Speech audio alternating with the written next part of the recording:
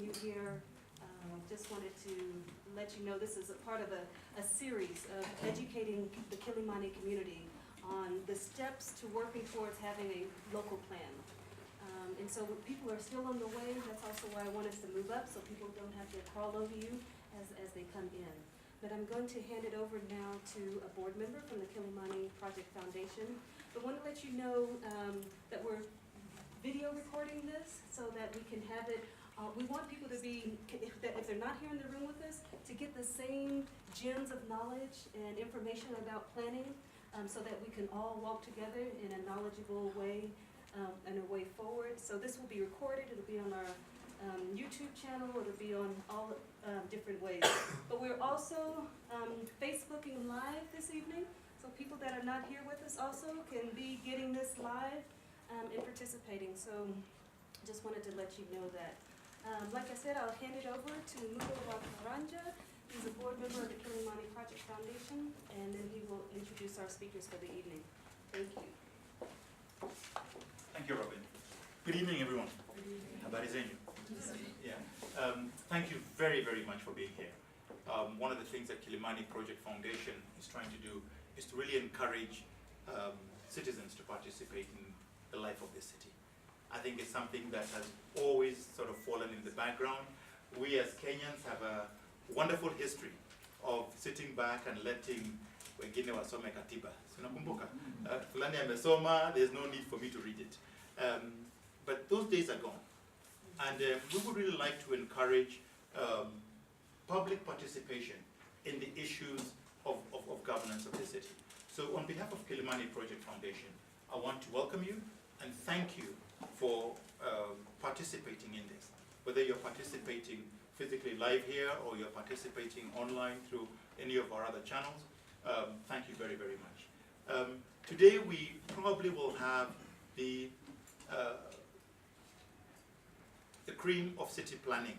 And I mean that seriously, not just to flatter them. But we have several people who've been involved in urban planning for a long time.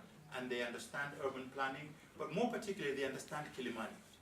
And with us is Rose Muema, and Rose Muema was the chief officer and head of urban planning in the Nairobi City County for a number of years.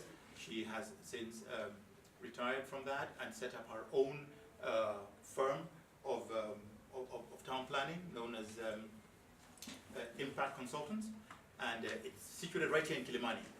And working with her is Tom Odongo, and he too is an urban planner. And they were together in City Hall, and they were involved even with the Nairobi Integrated Development Plan, which you've all read, haven't you? Yeah.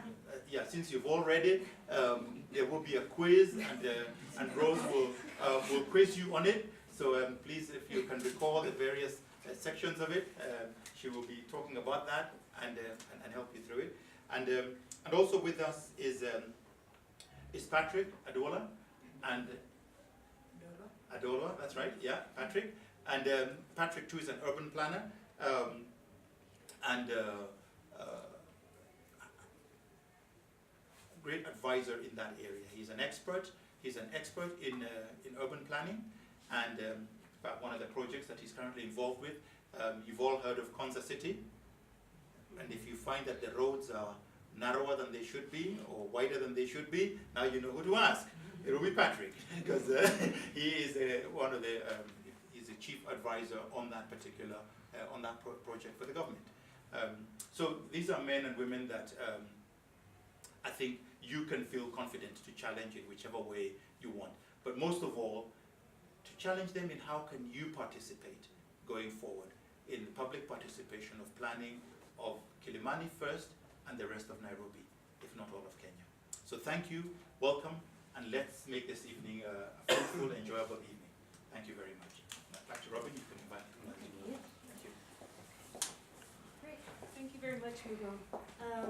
So what we want to do is we want to hand this over. So this is a series. We're calling this a speaker series.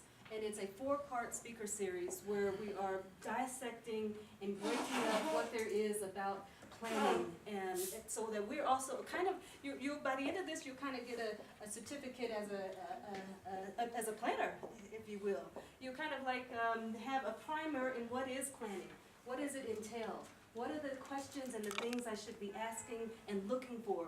So at the end of this process, there's some kind of new questions that you have about how Kilimani is planned and how it's developed. You have some new insights about how things should be there, why that's not there. So that's our intention and our goal at the end of this series, is to come out of it by the end of this year to be more educated, and so that we can go through the next phase of starting to visioning, and start to visioning what do we want Kilimani to look like. We'll start that from the first of the year in January. So we want to finish this series, this 4-part series, get ourselves armed and dangerous and really educated, and then we'll start visioning and conceptualizing, scenario building, and all those sorts of things from the beginning of the year. So I want to welcome, Rose just a moment ago talked about, these are her what did you say, people, you say, what do you say, superiors or people above you? What did she say? What I'm saying is I actually should probably be prostrate before these people who are magnificent planners in Nairobi County and in the country. They're illustrious. We're very honored to have them walking with us, for them to give their time and their expertise to us. We cannot be more fortunate to have the 3 of them to be participating with us in this series. So Rose, Tom, and Patrick, we thank you very much from the bottom of our hearts. Our houses that are not getting water and everything else, and people that are not sleeping, all of those things, we appreciate it very much. So Rose, I'm going to turn it over to you and ask you can come up and how you want to integrate your colleagues in the talk. Yeah, okay. Thank you very much. Okay, good evening. Thank you for inviting us to interact with Kilimani residents. When Robin and the Kilimani Foundation Secretariat invited me, I got a brief that what you people, you residents require from us is to walk the journey with you to enable you to be able to interact with Nairobi County in the preparation of the area detailed plan for Kilimani. I believe this is necessitated by the fact that the master plan was completed, and the master plan being a broad framework, it cannot deal with local issues. It's dealing with overarching issues and is strategic in nature. So the requirement is that the city has to be parceled out into zones. And out of those zones, then you prepare area detailed plans, integrated area plans that are going to enable local issues to be captured and to be dealt with. So that is a brief I got from Robin and team. And she requested me to come with my colleagues to enable just to do some capacity building for the Kilimani group, because I understand CTO had interacted with you and you're feeling like they are way ahead and you are feeling that you needed to be part of the process. And that is the basis on which I requested Patrick, and 2 of them are called Patrick actually, but we differentiate them because one is Patrick Tom Odongo, the other one is Patrick Adolo. I've worked with them for a long, long time. In fact, I must say that the planning that I know, they have had an impact on it. We are with a younger one called Mutuma here, Winlight Mutuma. He works with us at Impact. And so what we decided to do is to start you from the broader framework. I want to take you through the master plan so that you can get the salient features. So that now next, as we come to talk about detailed area plans, you can know why they are required. And then I also want to take you through the what they are calling the flagship projects, which some of them have started in Nairobi, and you are able to really understand and interact with them. So with that, I think, the other person we had brought along was Engineer Ngari. Engineer Ngari is an engineer who has worked in Nairobi County for a very long time, dealing with infrastructure. and water, and is now consulting, and he was very willing to come and talk about the resources that are within Kilimani that can be utilized as we prepare the plan for Kilimani, so that they support, because you have to have enough infrastructure, you have to have enough resources or water and all that. So I believe maybe he was busy. He was also supposed to be with us here. But what you do is that... He'll come in the second or third series. Okay. Okay, yeah. Can I tell you, we please tell everybody that's not here, we're on Facebook Live. Tell them now to get on Facebook Live. And also, please feel free to tweet or anything else, the hashtag KiliPlan2030. KiliPlan2030. Okay, go to the next. So we'll take about maybe 25, 30 minutes with them talking, and then some Q&A and interaction, okay? Okay, before this plan, this... Okay. Are you able to see? Maybe. No, I think it's good to turn it off so that we are able to see properly, because the images are not that bright, yes. Yeah. Before there's a moment, and I decided to give you this legacy so that you see where we are coming from. Of course, I'm talking about as a railway camp, coming to structure this during the colonial time, which sort of ended up being a segregated pattern of development. And then we came to this master plan for a settler capital city, zoning for protection and segregation, basically. And all these had an impact of how the city was shaping up and the kind of city structure or spatial structure we are seeing at the moment. Then the first master plan that influenced the city was made in 1948, really structuring the city to low density, high density, and medium density. And this, I must say, it contributed to some of the duality we see in the city of Nairobi. This is the plan of 1973 that was trying to change that structure that was formed by the planning of the colonial time. And this city is after independence, which now was thinking about expansion, because, you know, for those who are not born that time, there was a way that Africans were not allowed in the city unless you have something to do here. So after independence, there was a floodgate of people coming to the city. So the city needed certain facilities, needed certain, it had shortages. So this plan aimed at expanding the city and decentralizing development to various centers so that they can accommodate this influx of people. And they aimed at, the plan anticipated that infrastructure is going to be government is going to put infrastructure to support that kind of development. And therefore, it required a huge capital, which the government did not provide. And that's why this plan sort of like was not implemented, and they didn't have a lot of impact on the city. Then came on zoning, a powerful zoning that was done in 1979 that was rationalizing land use in the city.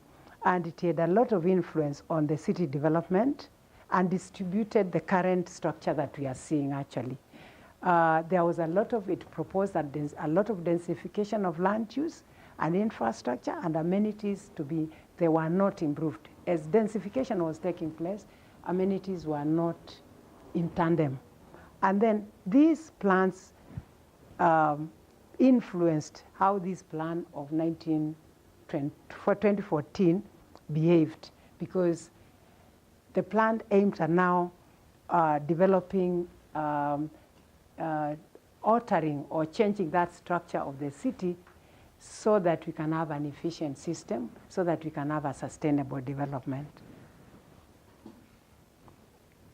This is the main challenge that the city has suffered from. The city is monocentric with heavy concentration of activities in the central business. Everybody is coming to the CBD, and therefore the city became clogged up. The city increased in number of cars. You can see during the time we were doing this plan, this is the increase of cars that were happening in Nairobi. So everybody comes into the city, and therefore it is a city that is clogged at the center. So with that concentration, the plan objective was to reorder the urban structure to address the prevailing inefficiency that has been created by those old development, and to come up with concept for integrated sustainable urban development, to prepare an implementation and management structure that can implement those concepts and to facilitate the ordering of the city, and to come up with the priority projects that can return the city to sort of like normalcy, that can really function, to come up with rules, guidelines. As you know, most of the rules, policies of the city are obsolete, so it aimed at really rejuvenating things in the city. It had key good principles, and I must say this is the best city, one of the best plans the city has. It is seeing integration is very important. The city has suffered from segregated sectoral plans, water preparing their own plans, roads preparing so there was no integration, and yet it's a system. A city is a system, and all these sectors speak to each other. And therefore, the key principle in this plan that you are going to find is integration. And the other one is alignment of investment plans to commit resources. Can we align? Because instead of the government agencies, each one of them doing what they want, can we align plans and speak in one? So the plan was to become a template upon which there's alignment, there's integration, and at the same time to create a platform where the government can collaborate. So those are the key principles of this plan, and that's why it is seen like a plan that is good for the city. Coming to the proposals, the key ones, the proposals are seen as urban development program, transport programs, infrastructure development, environmental, and capacity building for the city staff and the city residents. So these are the key proposals. They are anchored on these 5 areas. If I may just break them down and give you the details of each project or program within the broad programs. In urban planning, the master plan or the plan proposes revitalization of the CBD, which is decaying.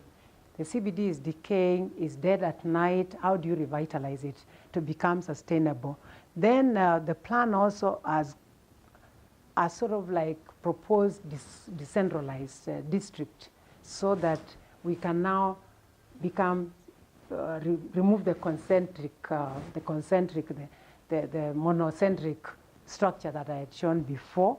And then the plan saw it very important there's a railway station and its land that is within the CBD and is dead, yet is a prime area. So there's a proposal to develop the railway city, and of course the urban renewal. All of you have heard about it in the eastern part of the city. So these are the priority under urban program.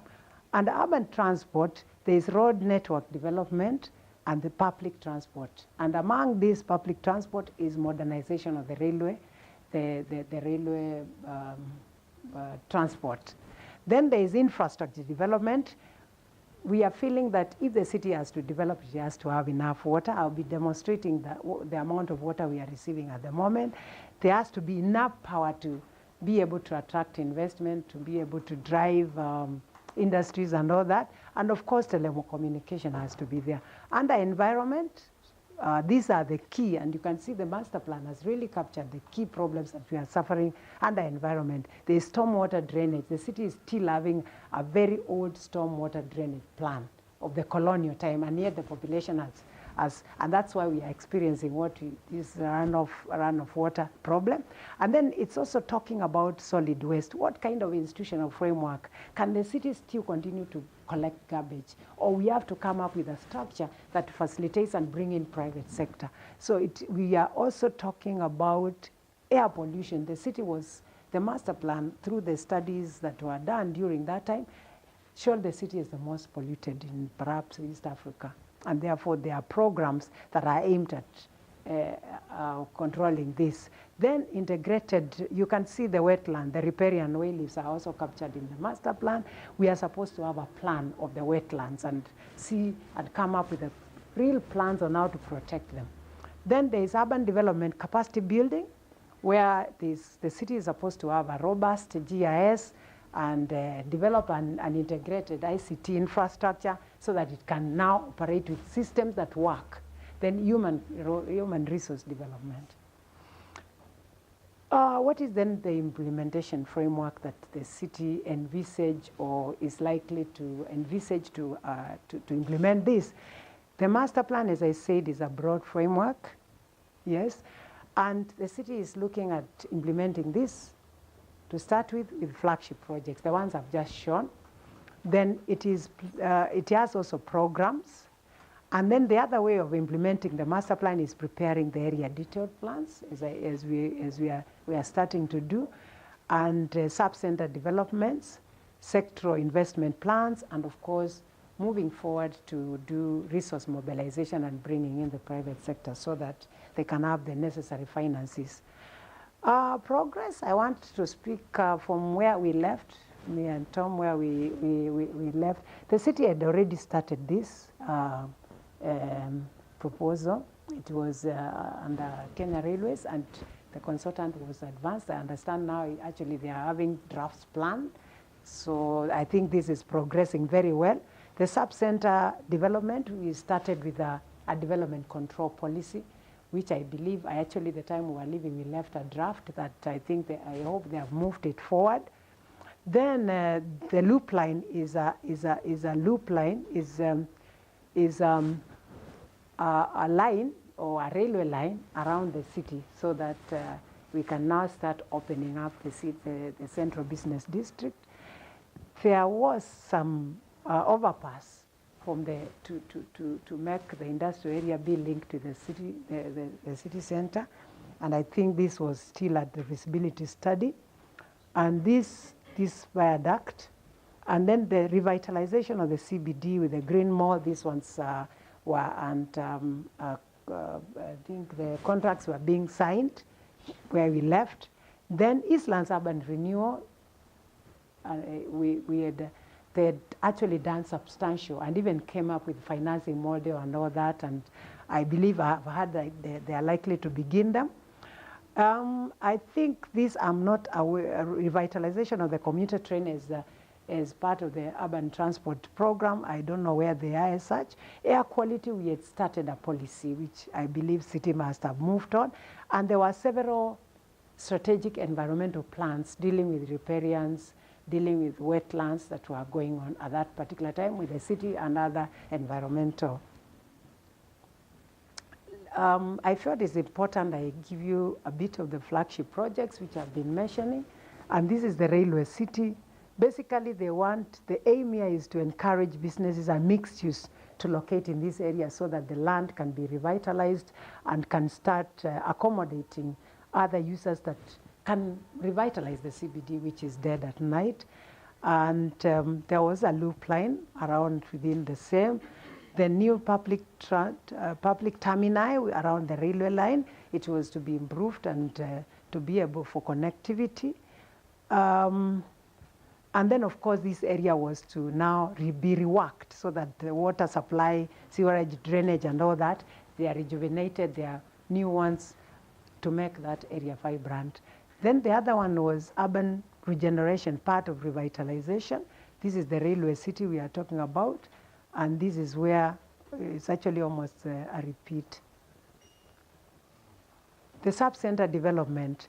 This, the master plan sees the centralization here as to be dispersed so that you can develop new growth centers to function as catalytic economic development. And therefore the centers are these ones you're seeing around here, or these areas. And the main aim of this was to narrow the gap between the east and west. You know, we should not just have a poor zone that side and rich zone. So we want to revitalize the area so that wherever you are, you're feeling like you're in the same city. East development pressure for the CBD and disperse social activities throughout the city. And there were going to be interchanges of urban transport within these centers once they are developed. I think that those centers the plans are not yet started. Then the urban renewal, there were two approaches to developing this area. There was the big program of Eastlands where they were meant to prepare a master plan to create a city within a city and improve this area to have an integrated plan for the city. And then there was project program where they were to pick specific sites and then start designing, which I think they had already done that. So there was the framework approach and the project approach, and these are the kind of housing they are seeing bringing. So the conceptualization, the participation of the citizens, the models were already, and even the financing model, because they were to be done on joint venture, I think they're still moving on. Urban transport, this is the bypass, the overpass, the so-called viaduct that was to be done between the CBD to wake up the industrial area. And this is the kind of public transport being proposed, where there was a common duct for, the proposals here is to have a common duct for telecommunication infrastructure, and the BRT along priority corridors, which are going to come next, and development of these SGR stations actually some of them are part of that, because some of them had not, actually I think one got finished after the master plan. Then of course the traffic lights were now to be modernized. The corridors for mass rapid transport are these ones. I think there is Juja Road. I think, which one is this? There is Juja Road, Gong Road. Yeah. Yes, the circumferential. Yeah, the circumferential. These are now, yes, these are now the ones that are going to have BRT. Yeah, I think already I am not aware where the progress is, but. The 5 corridors have priorities. Yeah, priorities. Okay. In water, infrastructure programs, I say that infrastructure is very key. So there's water, and as you can see, we are currently at this, and we require almost maybe 700 now. So there's a lot of shortage in the city. And this is an area where there's a big opportunity to bridge out the shortfall by a few. Would you mind reading some of it out? It's hard to read back here. Oh, you can't hear? But you can't see. Okay. The current water supply in the city is 540 cubic meters a day against the demand of 670. And the 1,000, yeah, cubic meters per day. So it means that there's a shortage. And this shortage is expected to grow to 1.2 million cubic meters a day as per the population projection. And therefore it means that we have to do something about the water. And the master plan is also proposing how to go about it. It's talking about some certain proposals that have been existing for us to fast track them. At the same time, maybe water harvesting and also renewal of a few things, and making sure that we address the settlements that are growing without water. Drainage, as I said, we've only less than 40% of cities' population is connected to the existing sewer system. Only. This has not substantially increased since colonial time. So you can see with this, you can imagine the whole of most of Eastlands beyond Embakasi and ahead, where the population is moving, we don't have sewer connection. And even most of these areas like Karen and the rest of it, that means that the sanitation, then there's a problem. We need to address that. So in that, then there are opportunities of expansion of the sewer network, and also embracing alternative eco-friendly waste disposal system, actually, which has begun happening in most of the upmarket areas. And then we also need to start thinking about localized sewerage treatment facilities, the way some countries like Rwanda are doing. And then water recycling and energy regeneration. because most people do not see a connection between power and transport. And I think it's very, very key that we have adequate power for the city of Nairobi if it's to move forward. You cannot talk about fast light rails without power, really. And therefore, these megahertz that words that are required, we need to really fast track maybe the geothermal power that has come now can support. So this is an area also of concern of urban development for Nairobi City. Institutional capacity building, as I said, this is the program that they feel that the institutional capacity strengthening is not only the city of Nairobi alone. Even what we are doing is envisage it in the master plan, because they are saying a community that is informed is a community that will implement the plan. So there's need to concentrate on this, and I think it's important, and you're doing a good job that you really want to build capacity to understand what the city is doing. City has GIS, which I think they were funded to expand by World Bank. And the time we were there, we left when they were working on the coverage, covering the whole city, because it was covering 15 square kilometers. So now I think they must have increased, and they must be working with the World Bank to do that. ICT infrastructure, these are internal capacity strengthening, and I think you have also seen the city has made a bit of attempts to, even approvals are now online, and I think even communication within, they have quite improved on that. Human resource development, a very key area, so that the city is able to serve its citizens. And is there anything else?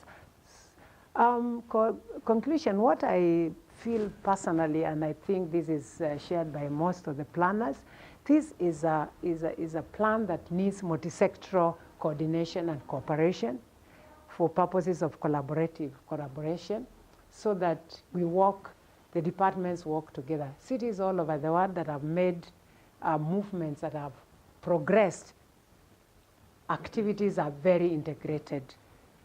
They speak. I was privileged with Tom Odongo. We went to Sweden at one point, and I was really impressed because what city presented for us as their plan, we went to a consulting firm of architects called White Architects, and when they started talking to us, they started by presenting the city plan. That means that they are reading from one platform, they are reading from one template, so that they are able now to service their city. Everybody works towards servicing that city and using that plan. The other thing is the support. I hope the city will be able to pay attention on this, and particularly also administrative, the governance, as Mugo has said, and the political will. Without these two, if the governor does not speak about the plan with his people, it can still remain a song, it can still remain a document. So the city needs to be pressured to really not only just talk about it, put money to where your talk is, so that you are able to drive this implementation. We also happened to visit Singapore on a program that was designed by UN Habitat, and the city is quite provided with resources to implement their plan. Their plan, they don't talk, the city has, the planning is more funded than any other activity in the city. So they have to fund it, and they also have to work with the private sector, so that private sector can bring their resources and their expertise, because they have untapped expertise. They also know quite a bit of things that the city doesn't have. And then we were also feeling there's very serious need for now to prepare what we are calling integrated detailed area plans, because we feel these are very key. They give effect to the broad framework, and local priorities are reflected and captured. And that is what Kilimani needs to know, that it is the local plan that the big plan is going to be implemented, and is the one that gives it impetus. It's actually the one that produces the projects that the city can implement. So with that, I think that is the end of the master plan. It's got quite a lot of details which you need to read, and I think I was just giving the highlights so that we are able to see that the plan you want to prepare is emanating from the broad framework, and it's important that you participate because it is the one now that is going to be almost like what we call neighborhood planning, where your voice will be heard, where you can now bring in all the desires and vision that you have for Kilimani. And before I left CTO, I started that plan because I was motivated. I personally did not like how Kilimani was growing. To me, it was becoming a jungle of an area without greenery and all that. The tall flats with the builder up to the road, and I was feeling like there still was a lot of potential to intervene in the area and come up with a sustainable plan that really brings in the aspiration of the people, a plan that really can rejuvenate, can use the streets that you have, can use the roads, the public spaces, so that people can be able to create a neighborhood that is interactive. Yeah, thank you.